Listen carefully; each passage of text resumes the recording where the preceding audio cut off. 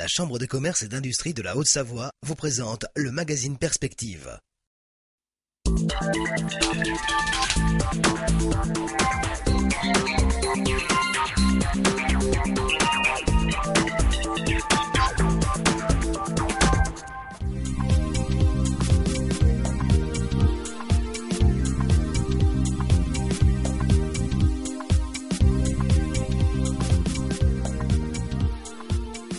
Deuxième numéro de votre magazine Perspective consacré au Midest, le salon mondial de la sous-traitance industrielle qui s'est déroulé, je vous le rappelle, du 17 au 20 novembre dernier, ici à Paris, au Parc des Expositions Paris-Nord Villepinte. Vous l'avez découvert dans le dernier magazine, ce salon permet donc à l'ensemble des donneurs d'ordre de venir trouver des solutions technologiques et des solutions innovantes. Focus dans ce numéro sur un espace collectif, sous une bannière commune, Haute-Savoie sous-traitance. Un bon nombre d'exposants venant des pays de Savoie ont rassemblé leur savoir-faire sur un même espace pour donner là encore de bonnes réponses aux donneurs d'ordre internationaux qui viennent sur ce salon. Focus tout d'abord sur Haute-Savoie sous-traitance. Depuis 2007, les 4 acteurs de la sous-traitance industrielle de Haute-Savoie renforcent la visibilité des entreprises de ce secteur sous une bannière commune, Haute-Savoie sous-traitance. Pour cette nouvelle édition du Midest, 50 entreprises haut-savoyardes sont réunies sur cet espace commun. 88% des entreprises sont adhérentes au pôle de compétitivité Arvindustrie et 50% des entreprises étaient déjà présentes en 2008. Une fidélisation qui montre l'intérêt pour une participation collective. Un invité qui nous rejoint dans ce magazine, Guy Métral. Bonjour. Bonjour. Vous êtes le président de la Chambre de commerce et d'industrie de la Haute-Savoie, également président du Midest. On en a parlé longuement la semaine dernière. On va s'intéresser dans ce magazine, je le disais il y a quelques instants, à Haute-Savoie sous-traitance, cette bannière commune qui rassemble 50 exposants avec naturellement plusieurs partenaires, l'agence économique, le pôle de compétitivité, la Chambre de commerce et d'industrie de la Haute-Savoie et le SNDEC. Finalement, aujourd'hui, on ne parle définitivement plus que d'une voix quand il s'agit de sous-traitance en Haute-Savoie. Je crois que c'est le but de rechercher. Aujourd'hui, on parle de réforme du pays, on parle de réforme des chambres de commerce, mais je crois que là aussi, il fallait se réformer et on l'a fait d'une façon intelligente entre nous. Et je crois qu'aujourd'hui, il faut bien sûr travailler ensemble, se réunir, se rassembler et être unis sur des projets. Je crois que le projet du Midest, il ne peut pas se réussir que s'il n'y a qu'un seul interlocuteur. Et avec mes collègues et les instances qu'ils représentent, je crois qu'on réussit quelque chose d'important. Et bien sûr, dans le même temps, ça densifie aujourd'hui la fréquentation sur ce stand, parce que 50 cette année, 44 l'année dernière. Nous avons également refusé 7 entreprises, donc je crois qu'il y a une embellie et un engouement pour aller vraiment vers un intérêt général. Et puis je crois qu'ensemble, on porte un drapeau, c'est le drapeau de la Haute-Savoie, et on essaie de bien le défendre pour nos entreprises. Vous parlez du drapeau de la Haute-Savoie, ça tombe bien.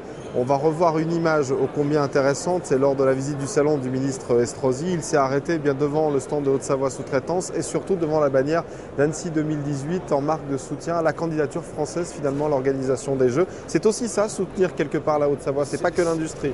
C'est pas que l'industrie, c'est un ensemble. Je crois qu'on a à la fois l'hôtellerie, le tourisme, mais comme vous le dites, le ministre était satisfait de voir que nous étions là aussi pour Haute-Savoie sous-traitance, mais aussi pour les Jeux Olympiques et pour Annecy 2018.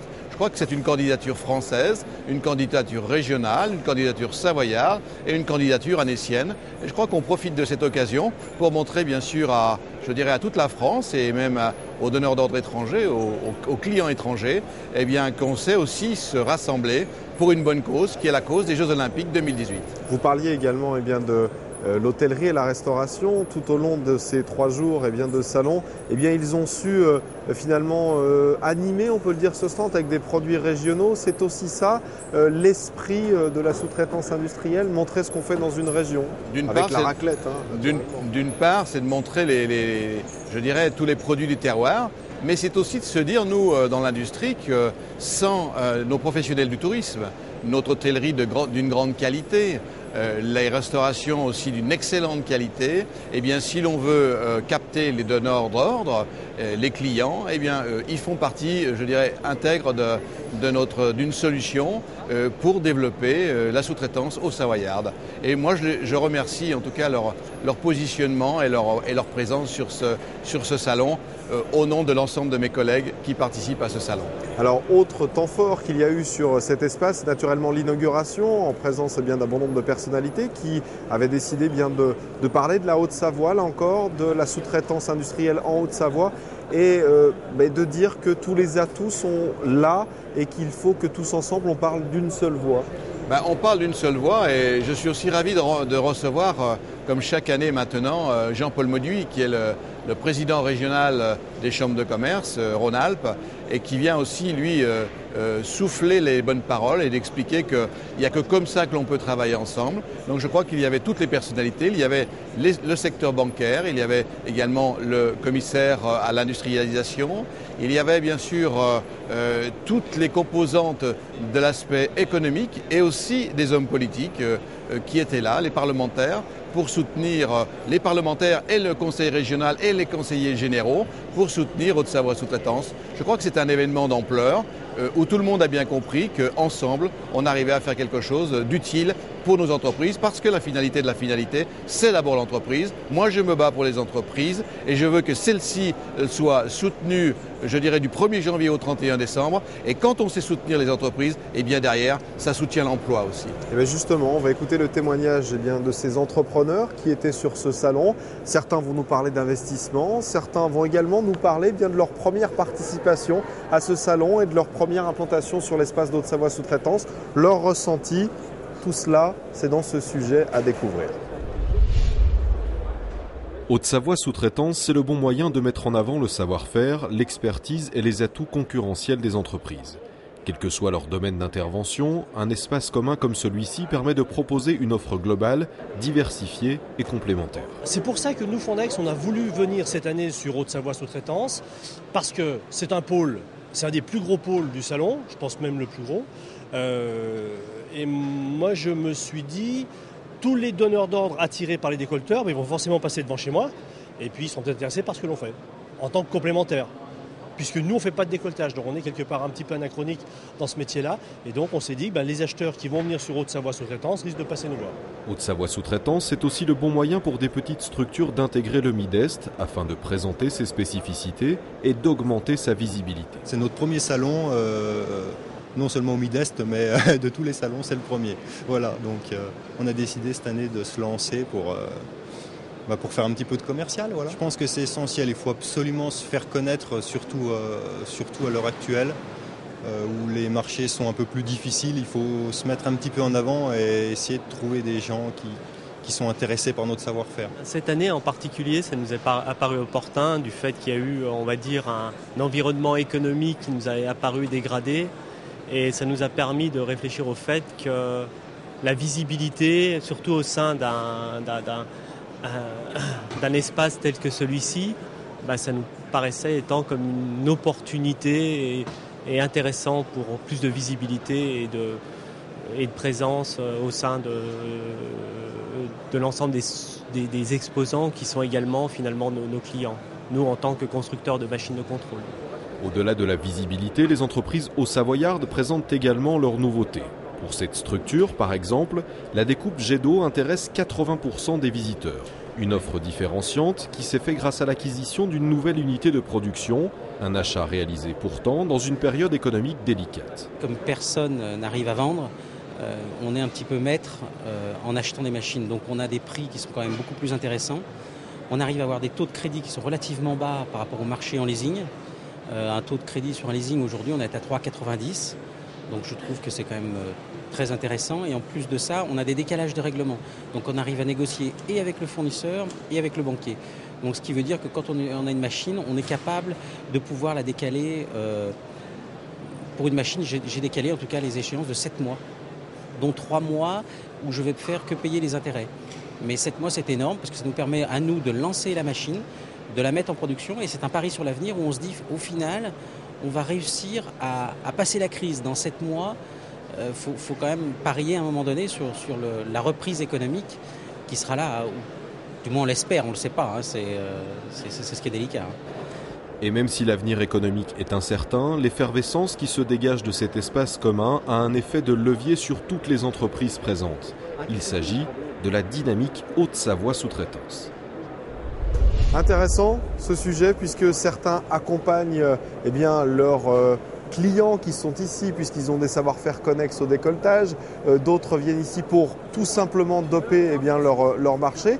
Et d'autres nous disent également qu'on est là pour faire valoir tout ce qu'on sait faire. Et tant mieux. Et ça a l'air de plutôt bien fonctionner cette année avec une bonne fréquentation. C'est rassurant. La fréquentation, c'est rassurant. Mais vous savez, la sous-traitance au Savoyard, je pourrais dire que c'est un joyau. C'est une belle boîte de bijoux où il y a un savoir-faire exceptionnel. Et ce qui est intéressant dans les relations de nos professionnels au Savoyard, c'est que l'on tisse un réseau. Et je crois qu'ils ont compris aussi qu'ils peuvent travailler ensemble, qu'ils peuvent échanger ensemble, qu'ils peuvent réfléchir ensemble, qu'ils peuvent peut-être aussi un jour ou l'autre s'allier dans des complémentarités. Et je crois que c'est tout cela. Et moi, je suis fier, je peux vous dire, là, il y a vraiment un savoir-faire, des gens qui ont un métier, des gens qui savent donner d'eux-mêmes. Et puis, c'est reconnu sur le plan national comme sur le plan international dans le métier du décolletage. Mais parallèlement à ça, nous avons tous les métiers connexes. Et tous les métiers connexes, c'est la force, je dirais, qui est autour d'un cœur de métier, qui est l'industrie du décolletage et l'industrie mécanicienne. L'avenir d'un secteur, c'est forcément le réseau. Cette bannière commune est un exemple flagrant du travail et de la possibilité de faire des choses en réseau. L'avenir de ce secteur de la sous-traitance en Haute-Savoie, c'est forcément le travail en réseau, la co-conception, on en a parlé la semaine dernière ensemble déjà. Ça ne passe que par des opérations comme celle-ci, l'amélioration d'outils également peut-être. Aujourd'hui, tout bouge. Depuis de nombreuses années, on est resté sur un modèle trentenaire. En 2010, je crois que c'est le rassemblement, c'est le réseau, c'est de mettre en mouvement des compétences, des gens de qualité, de les obliger, ou ne pas les obliger, mais en tout cas de se parler, de se comprendre et de travailler ensemble. Et je crois qu'aujourd'hui, le réseau, il est véritablement un outil extraordinaire pour ceux qui auront compris qu'ensemble, tout est à faire, tout est à construire et que les années à venir seront, même si on va passer encore des moments tendus et difficiles, mais il y aura de très très bonnes années derrière. Donc le réseautage, oui, à condition que ce soit un réseautage mesuré, calculé, pour bénéficier de nouveaux marchés. Dernière question, puisqu'on arrive malheureusement déjà au terme de ce magazine. Là encore, la CCI a joué son rôle de facilitateur. Vous aimez souvent le définir ainsi, puisque vous avez assuré toute la logistique, c'est ça, et l'organisation de cet espace commun. D'une part, la chambre de commerce, elle existe parce qu'il y a des entreprises. Et si moi je suis à ce poste-là, et si les collaborateurs travaillent dans une chambre de commerce, c'est bien parce qu'il y a des entreprises. Et je crois que notre rôle, il est là. Notre rôle, c'est d'accompagner, c'est de faciliter, c'est de mettre en réseau, c'est de soutenir, c'est de comprendre les entreprises, c'est de les aider. Et mon rôle, le rôle de tous les élus, parce que je ne suis aussi qu'un homme parmi les hommes de cette chambre de commerce, avec bien sûr l'ensemble des élus. Et notre rôle, il est de travailler pour nos entreprises, pour nos PME, pour nos TPE. Et je crois que c'est ça la grande leçon que l'on pourrait retenir. Nous n'avons qu'un mot d'ordre dans notre chambre de commerce, c'est simplement de dire aidons les entreprises, soutenons les entreprises. Merci Guy Métral d'avoir partagé ce magazine Perspective avec nous. C'était donc le deuxième numéro ici. Dans ce salon du Midest, Haute-Savoie Sous-Traitance sera forcément reconduit pour la prochaine année, j'imagine. Oui, à condition que tout le monde en ait la volonté. En tout cas, en ce qui me concerne, moi j'en ai la volonté. Très bien, les partenaires donc, qui étaient associés à cette opération, on va le rappeler. On les voit là encore sur cette bannière, l'agence économique Arves Industrie, le pôle de compétitivité, donc Arves Industrie Haute-Savoie-Mont-Blanc, la Chambre de commerce d'industrie de la Haute-Savoie et le SNDEC. Puis également, on n'en a pas parlé, un salon qui a été organisé, un espace commun grâce à la contribution de nombreux partenaires. Vous en avez parlé un peu tout à l'heure avec des partenaires bancaires notamment. Merci d'avoir suivi ce magazine. Peut-être l'année prochaine, nous serons ici, là encore, pour parler du Midest et de l'activité de sous-traitance industrielle. Quant à nous, le rendez-vous, c'est simple, c'est la semaine prochaine, même télévision, même heure.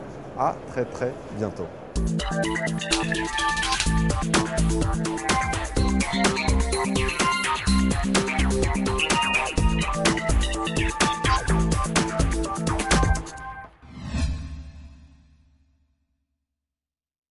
La Chambre de commerce et d'industrie de la Haute-Savoie vous a présenté le magazine Perspective.